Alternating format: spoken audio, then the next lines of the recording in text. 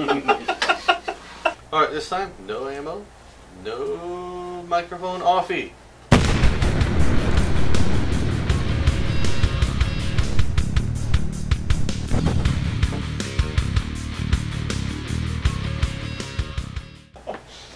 Hi kids, today the first guy who took us up on the cake and juice offer has arrived.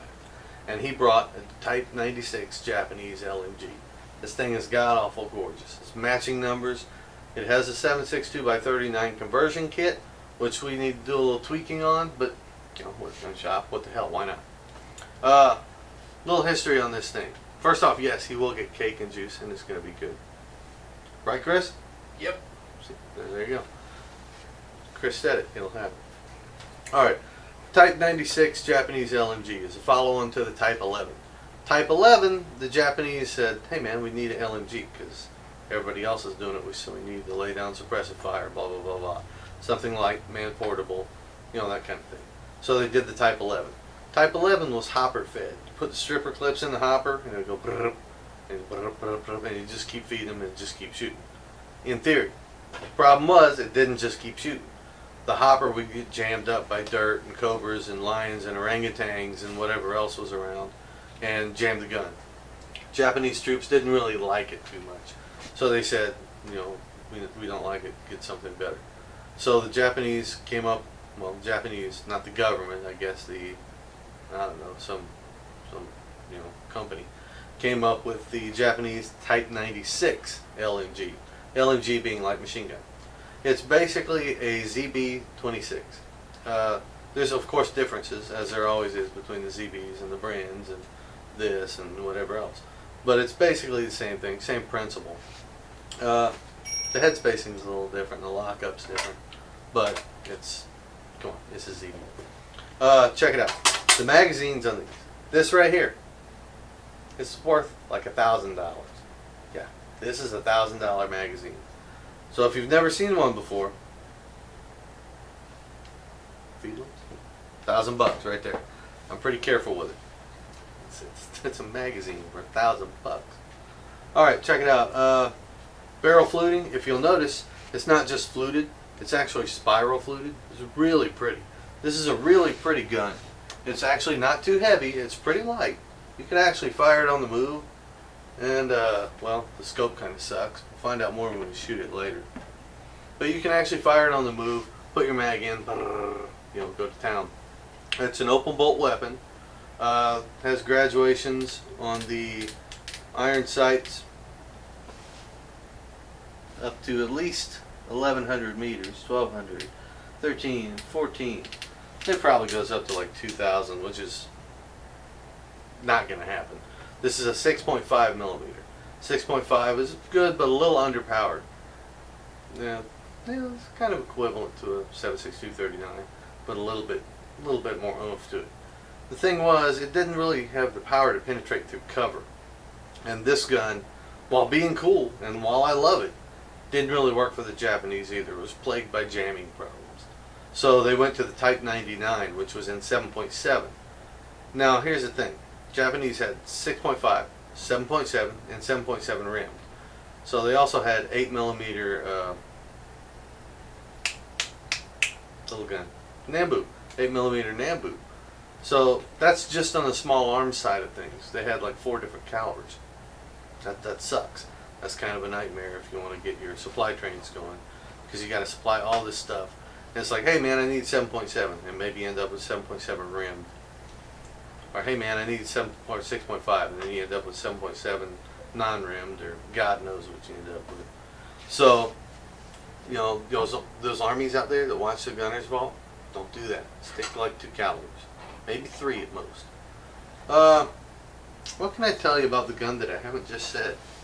It's kind of weird, man. The workmanship on it, you know, when you think about it, the Asian people, they go about ways, you know, things different ways than Americans do. So do Europeans, so do, you know, everybody else. It's just the way of the world. When you're kind of isolated in your own little country, you develop your own ways of doing things. Well, that's definitely true of the Japanese, because they closed themselves off as a country for a long time to the outside world. And when they finally did get opened up to the rest of the world, they were a little behind the times firearms wise, and they kind of raced to get caught up, and they kind of did things their own way, which is really cool. I mean, just the fluting, the spiral fluting is really cool. Oh, it has a gas regulator, by the way, in case you want to go a little faster, go a little slower. You're all carboned up, you can turn your gas regulator, go to a different orifice. You'll notice the bipod is pretty long. I mean, it's getting up there. But being as your buttstock kicks down, it's actually not too uncomfortable. It actually kind of lines up right. But getting back to like design aspects of it. Oh, we did take off the dust cover on the ejection port and on the mag cover, just because it's easier to mess with that way. Just notice everything from the buttstock to the way it's milled. Everything about it screams, hey man, this is kind of weird. I mean, look at the carrying handle. You know, you get a lot of carrying handles, but you don't have this nice flare, and this thing's probably made out of teak, which is pretty awesome. Oh, you could put a bayonet on it, because everybody knows your machine gun needs a bayonet. Japanese were big on bayonets. They put bayonets on everything. That was kind of their deal. That's what they did. It has a quick change barrel. Basically just do that, pop it out, pop it in, do that, continue firing. Safety's over on this. There is no semi-auto on it, but it shoots right around the range where you can get a semi-auto shot off. From what I understand, you can get a semi-auto shot off by just being quick on the trigger. The trigger, you'll notice, is really long. This is kind of cool. Again, that weirdness I spoke of. It's cool that it's long, but it's weird that they actually had to mill a slot in the bottom of the trigger guard for the trigger. Yeah, I would have just taken a little off the trigger, but I'm not a 1938 Japanese guy, so who knows what it's for. Taking it apart is pretty straightforward. It's really basic. I'm not going to do that. This is a transferable gun, so I'm going to treat it real well. And that doesn't include taking it apart on this, just for the hell of it. Basically, pull this, turn it, pull it out, the guts come out, put the guts back in. It's a two-part system on the bolt and the carrier. Floating firing pin. The extractor is kind of weird. We actually did some testing with it and found that an extractor spring that's strong makes the gun jam. A weak extractor spring makes the gun work real well. Don't ask, I don't know. If any of y'all guys who are experts on the Japanese Type 96, if y'all have any hints, or say, hey man, this works real great, by all means, email me, because I want to know, because we'll need to know. What else is cool about this gun? It's not necessarily odd. Oh, your ejector, you can actually get to it by removing, well, not removing, but by opening this little ejector housing right here. And this little bar that's shaped kind of like this is your ejector. And what happens, the bolt rides inside of it and tilts it this way or that way. Tilts it back, your round loads, tilts it forward, and ejects your round out the side. It's pretty strange, man. They kind of did things their own way, which again is cool, because you get really cool weapons out of that kind of thing. That's really about it, man. That's all I got for this. I went over the $1,000 magazine, the weirdness of it all. I really have an affinity for Japanese weapons. I always have. I can't afford the transferables. There's not really any post samples out there, and there are definitely no kits out there. So I just don't get a chance to mess with them much, which really sucks. So I'm really glad Taylor brought this by. I'm ecstatic that we got to play with it. And here in a minute, we'll get to go play with it some more. Hi guys, we got a Japanese Type 96 here. It's the one we had in the shop. I love this thing. I gotta say, we converted some AK mags to fit in it for the 7.62x39 conversion, and it was a pain in the ass. It took us like 4 hours to do it. It was a challenge. It was a big challenge. So we're not exactly sure if it's gonna work, because we just dry fired it. We didn't actually fire it.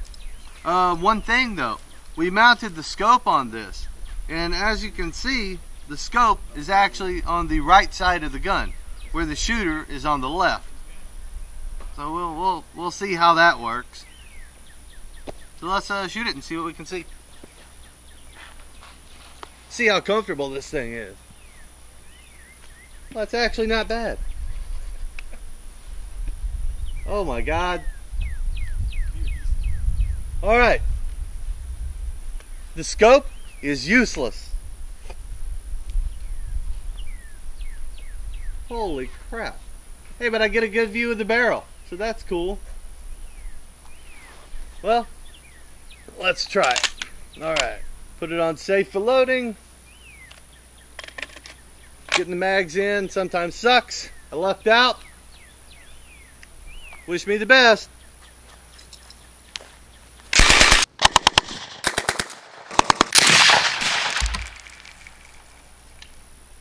Alright, we got a jam there. We'll go ahead and pop that out. Let's see what's going on. Alright. Our weapon appears to be clear. Put on safe. Weapon is clear. Oh, check it out. Flattened out the end of the round. Oh, it's mixed rounds. It's a little hollow point. We'll go ahead and can that. Try it again. Charging handle forward. Let's try it with the sight. You can't with the scope there. Okay.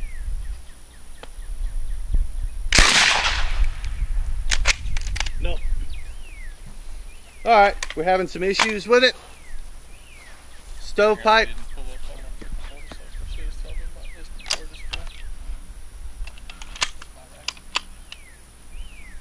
Alright, one of the things that's going on right here is our ejector cover is popping up. So that's telling me some weird stuff's going on. Let me try a different mag just because. Let's see that other mag. Thank you, man. By the way, come here. This is Taylor. This is his gun. Chris is in shot? Nope.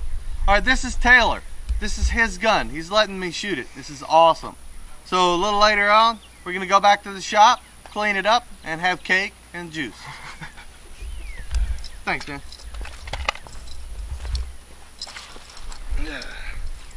Okay, let's see what we got. Alright, my ejector cover is actually in there pretty good. I'm unsafe. Mag is in there, seated fully down.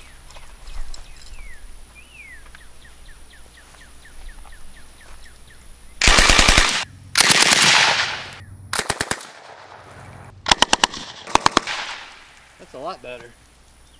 But my ejection cover popped again. And we got a stovepipe. I actually had a double feed. Let's put it on safe before I do this. One out. The other out. We're clear. Okay, here's what I learned about the Japanese Type 96. This is a cool gun. I love it. I really do. I don't like the scope placement, so actually I'm going to go ahead and take that off.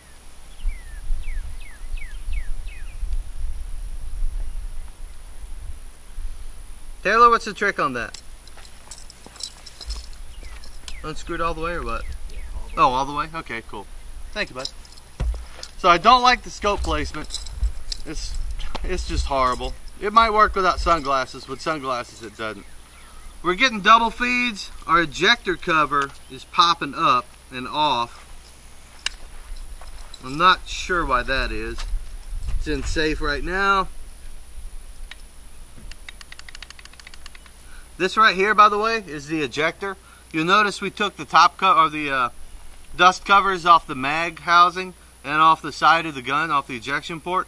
We just felt that that would be a better idea firing wise. I'm going to try and fire it one more time. I'm pretty sure the same thing's going to happen, but we'll check. I want to see why that ejection port isn't popping or is popping out. One thing though, when you get a mag in there, it's solid. We did good work on that. Yeah. Many hours of toying with it. Oh yeah. Oh, that's much better with iron sights. Left-handed charging handle. Let's try it again.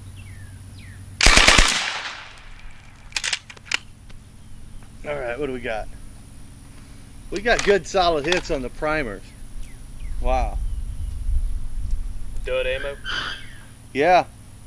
Look at the primers. That's good hits, man.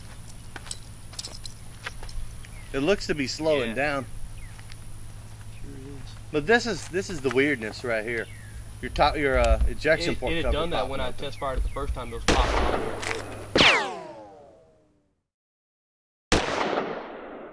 Yeah. Let it never be said we go back on our promises. So if you've got a gun you want to bring in, go ahead and do that. Just give me a call, give me an email, Glenn@AcadianaGunworks.com, and we'll set something up. We'll set a time up. I'll give you the tour. It's not a big tour, but I'll give you the tour. You can go ahead and shoot some of our stuff. We'll shoot some of your stuff. We'll have a day out of it. Have some birthday cake. Everybody likes birthday cake, right, Chris? I'm fat. I like it. Yeah, see, Chris likes birthday cake. I like birthday cake. So we'll have cake. So bring your machine guns down. There will be cake. And we'll travel to them too. If need be, if they're close enough, we'll travel. That's true. We have cars. And the cake won't melt. We will come to you with our cake in the car. And probably some juice. And we will shoot machine guns, drink juice, and have cake. You brought a gun? I got cake. And juice. So just so y'all know, cake and juice. And you know, we'll get different kinds of cakes. We have a disembodied arm that's about to hand a cup in.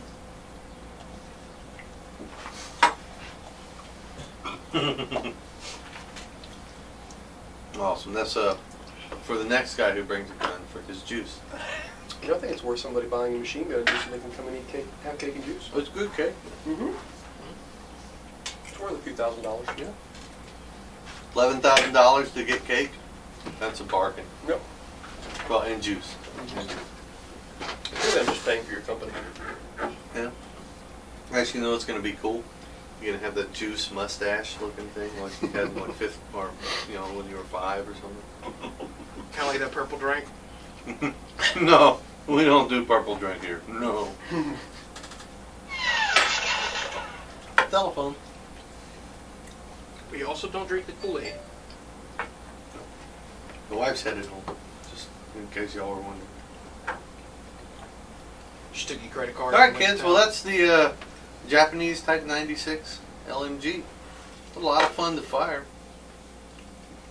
Kind of frustrating sometimes, especially when you're making mags for the damn thing. That's frustrating. And the scope, while cool, I don't recommend shooting with it at all. Just kind of shoot and then hold it up to your eye and see what you did. I think it's the best after action we've done. It's certainly the tastiest. Alright. Thanks, guys. See y'all next video. Oh, wait. Toast. Don't leave me hanging.